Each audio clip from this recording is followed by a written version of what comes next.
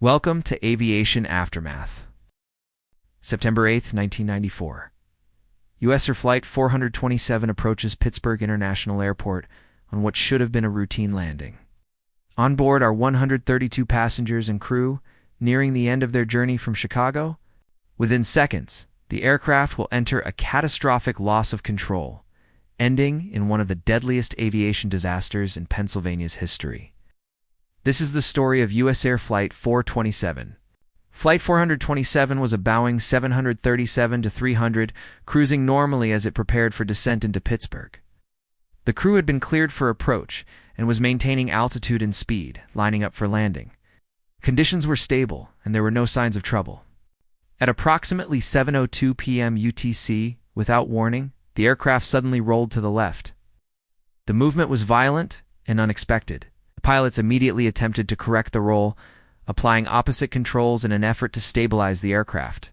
But the aircraft did not respond as expected. Instead, it continued rolling and pitching downward. Within seconds, the situation escalated into a full loss of control. The Boeing 737 entered a steep dive, banking sharply while accelerating rapidly. The crew fought desperately to regain control, but the aircraft's behavior defied their inputs. The plane rolled nearly upside down, pitching nose down at an extreme angle. There was no time to recover. Traveling at nearly 300 miles per hour, USAir Flight 427 crashed into a wooded area near Aliquippa, Pennsylvania. The impact was catastrophic. The aircraft was destroyed instantly, and all 132 people on board were killed. The crash shocked investigators. There had been no distress call, no warning of mechanical failure, and no obvious external cause. The sudden and violent nature of the loss of control raised urgent questions. The National Transportation Safety Board launched one of the longest and most complex investigations in its history. For years, investigators analyzed flight data, wreckage, and system designs to uncover the cause. Eventually, the focus turned to the aircraft's rudder system. Investigators discovered that the rudder had deflected fully to the left without command from the pilots. This unexpected movement was traced to a malfunction in the power control unit, specifically within a component known as the servo valve. Under certain conditions, hot hydraulic fluid could cause the internal valve mechanism to jam. When this occurred, it forced the rudder to move in the opposite direction of pilot input, a phenomenon known as rudder reversal. This sudden and extreme rudder deflection created an aerodynamic condition the pilots could not overcome. The aircraft became uncontrollable within seconds, leading directly to the crash.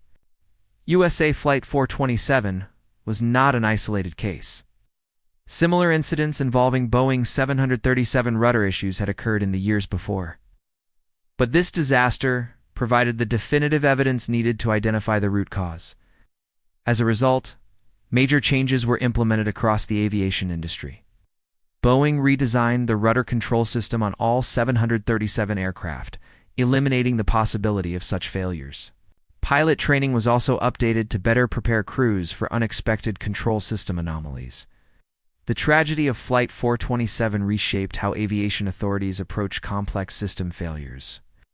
It highlighted the importance of thorough investigation, even when answers are not immediately clear.